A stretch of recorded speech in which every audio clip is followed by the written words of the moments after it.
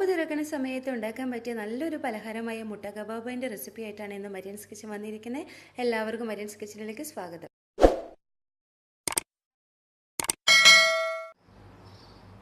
മുട്ട കബാബ് ചെയ്യാനായിട്ട് ആദ്യം തന്നെ ഒരു പാൻ അടുപ്പത്ത് വെച്ച് ചൂടാക്കുക.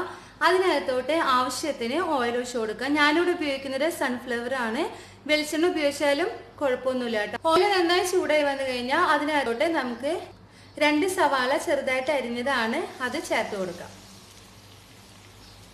ഇനി ഇത് നന്നായിട്ട് വഴറ്റിയെടുക്കണം. ഒരു ബ്രൗൺ കളർ ആയി തുടങ്ങുമ്പോൾ ഇതിനകത്തോട്ട് ബാക്കി ഇൻഗ്രീഡിയൻസ് എല്ലാം നമുക്ക് ചേർത്ത് കൊടുക്കാം. ഇതിപ്പോൾ നന്നായിട്ട് എണ്ണയ്ക്കകത്തിട്ട് സോട്ട് ചെയ്തെടുക്കാം.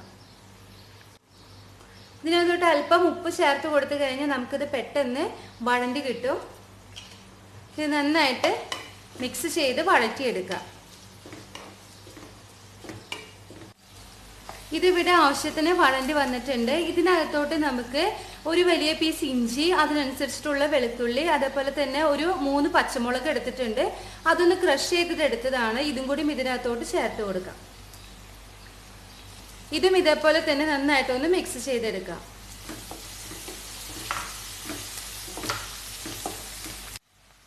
ഇതും നന്നായിട്ട് വഴണ്ടി വന്നു കഴിഞ്ഞാൽ ഇതിനകത്തോട്ട് നമുക്ക് അല്പം മല്ലിയിലയും കുറച്ച് വേപ്പില അത് ചെറുതായിട്ട് നുറുക്കിയതാണ് അതും കൂടി ഇതിനകത്തോട്ട് ചേർത്ത് കൊടുത്തിട്ട് കുറച്ച് നേരം ഒന്ന് വഴറ്റിയെടുക്കണം.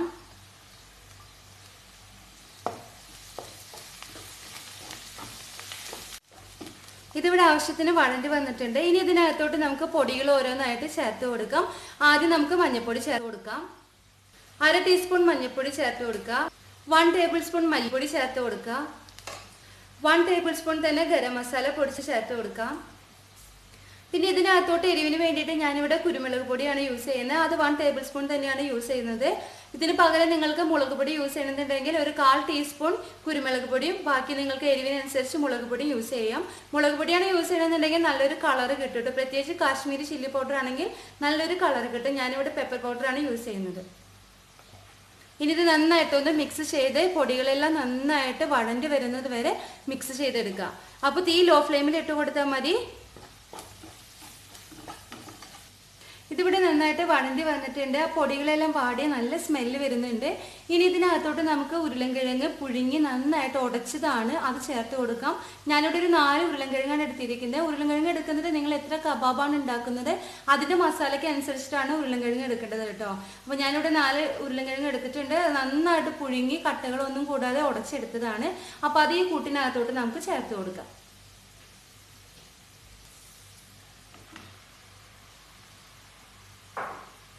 ഇനി നന്നായിട്ട് മിക്സ് ചെയ്തെടുക്കുക. ഈ സമയത്ത് നിങ്ങൾക്ക് തീ വേണമെന്നുണ്ടെങ്കിൽ ഓഫ് ചെയ്തിടാം.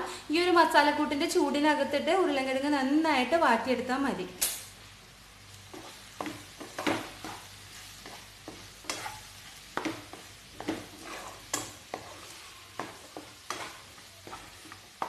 ഉരുളൻകിഴങ്ങിന്റെ കൂട്ട് റെഡിയായി വന്നു കഴിഞ്ഞാൽ ഇത് തണുക്കാനായിട്ട് വെക്കുക. അതിനുശേഷമാണ് മുട്ട കബാബ് ചെയ്തെടുക്കേണ്ടത്. ഇതേ സമയം ഇതിനകത്ത് ഉപ്പ് ടേസ്റ്റ് ചെയ്ത് നോക്കുക. ഉരുളൻകിഴങ്ങ് പുഴുങ്ങിയപ്പോൾ ഞാൻ ഉപ്പ് ഇട്ടിട്ടുണ്ടായിരുന്നു. അത് കൂടാണ്ട് സവാള വഴറ്റിയപ്പോൾ ഉപ്പ് ഇട്ടിട്ടുണ്ട്. അതുകൊണ്ടാണ് പിന്നീട് ഞാൻ ഉപ്പ് ചേർത്ത് കൊടുക്കാത്തത്. നിങ്ങൾ ഉപ്പ് കുറവാണെന്നുണ്ടെങ്കിൽ ടേസ്റ്റ് ചെയ്ത് നോക്കിയിട്ട് ഉപ്പിന്റെ ടേസ്റ്റ് അനുസരിച്ച് നിങ്ങൾ ചേർത്ത് കൊടുക്കുക കേട്ടോ.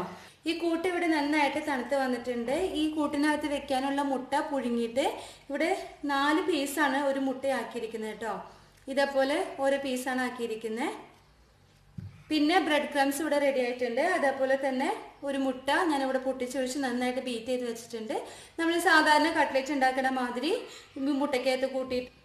മുട്ടയ്ക്കകത്ത് മുക്കിയിട്ട് അതേപോലെ ബ്രെഡ് ക്രംസിന് മുക്കിയിട്ട് വറുത്തെടുക്കുകയാണ് ചെയ്യുന്നത്. അപ്പോൾ നമുക്ക് ഇതിനകത്തുനിന്ന് ഒരു ഉരുള വലുപ്പത്തിലുള്ള കൂട്ടെടുക്കാം. ഈ കൂട്ട് നമ്മുടെ കൈയിനകത്തിട്ടിട്ട് നന്നായിട്ടൊന്ന് ഉരുട്ടിയെടുക്കാം. അതിനുശേഷം 2 കൈയും വെച്ച് നന്നായിട്ടൊന്ന് പരത്തിയെടുക്കണം. ഈ പരത്തിയെടുക്കുന്ന ഈ കൂട്ടിൻ്റെ സെൻറ്റർ ഭാഗത്തായിട്ടാണ് ഒരു മുട്ട പുഴുങ്ങിയതിൻ്റെ ഒരു പീസ്, 4-1 ഒരു പീസാണ്. അത് വെച്ച് കൊടുത്തിട്ട് ഇത് നന്നായിട്ട് കവർ ചെയ്തെടുക്കണം. ഇങ്ങനെ കവർ ചെയ്തെടുക്കുന്ന സമയത്ത് ഈ കൂട്ട് പോരാന്നുണ്ടെങ്കിൽ കുറച്ച് കൂട്ടും കൂടി നിങ്ങൾക്ക് ഇതിൽ നിന്ന് എടുക്കാം കേട്ടോ. പക്ഷേ ഒരു ഉരുള വലുപ്പത്തിലുള്ള കൂട്ട് തന്നെ ധാരാളമായിരിക്കും ഇതൊന്ന് കവർ ചെയ്തെടുക്കാനായിട്ട്. ഇത് നന്നായിട്ട് കവർ ചെയ്തെടുക്കുക. കവർ ചെയ്തെടുത്തിട്ട് നമ്മുടെ കയ്യിൽ വെച്ച് തന്നെ നമ്മൾ ഉന്നക്കായൊക്കെ ചെയ്യണം ഈ ഒരു ഷേപ്പിലാക്കി എടുക്കണം.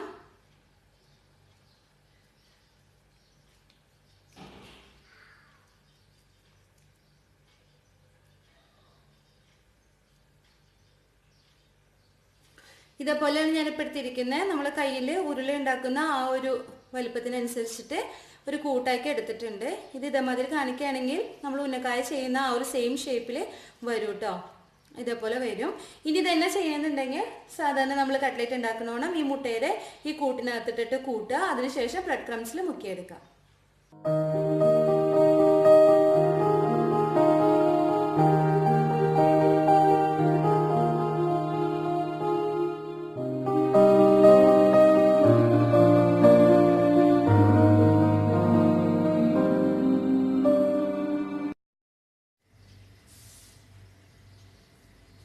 ഓയിൽ ആവശ്യത്തിന് ചൂടായിട്ടുണ്ട്.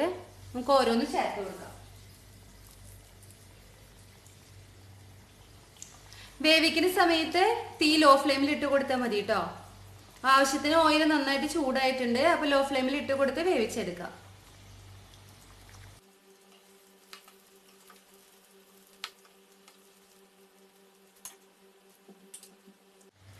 അപ്പോൾ മുട്ട കബാബ് ഇവിടെ ആയി വന്നിട്ടുണ്ട്. നല്ല കളറൊക്കെ വന്ന് നല്ല മുരിഞ്ഞ നല്ല കളർ വന്നിട്ടുണ്ട്.